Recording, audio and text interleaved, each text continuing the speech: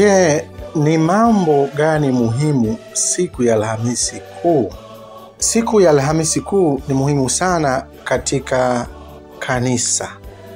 Kwanza, katika Alhamisi Kuu huwaga kuna adhimisho la misa ya Krisma, ambapo Krisma takatifu huwekwa wakfu na kuna kubariki mafuta ya wagonjwa pamoja na mafuta ya wakatekumeni ambayo yanatumika katika kuadhimisha sakramenti mbalimbali. Lakini vile vile Alhamisi Kuu ni siku ambapo tunapewa amri ya mapendo. Mpendane kama nilivyo wapenda ninyi. Hakuna mtu ambaye ana upendo mkuu zaidi wa kutoa uhai wake kwa ajili ya rafiki zake. Kwa hiyo Kristo alitoa uhai wake kwa ajili yetu. Kwa hiyo amri ya mapendo.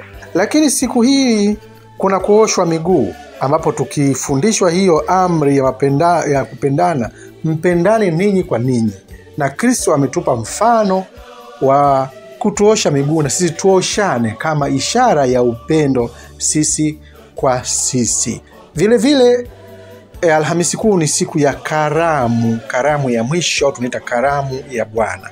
Katika karamu ya mwisho tunaona kunawekwa sakramenti ya Ekaristi Takatifu ambayo ni kumbukumbu ya daima ya ukombozi wetu. Ni Kristo mwenyewe ameamua kubaki nasi daima katika hayo maumbo ya mkate na divai. Lakini vile vile anaanzisha sakramenti ya daraja takatifu, ambapo hii sakramenti ya daima aliyoianzisha iweze kuendelea. Mapadre hawa au makuhani hawa waiendeleze hiyo sakramenti ya mapendo aliyoanzisha yeye mwenyewe. Kwa hiyo ni mambo hayo muhimu ambayo tunapaswa kuyazingatia siku ya Alhamisi Kuu. Dondoo hii imeletwa kwako na Padre Clement Kihio, katibu mtendaji idara ya liturujia, Baraza la Maaskofu Katoliki Tanzania.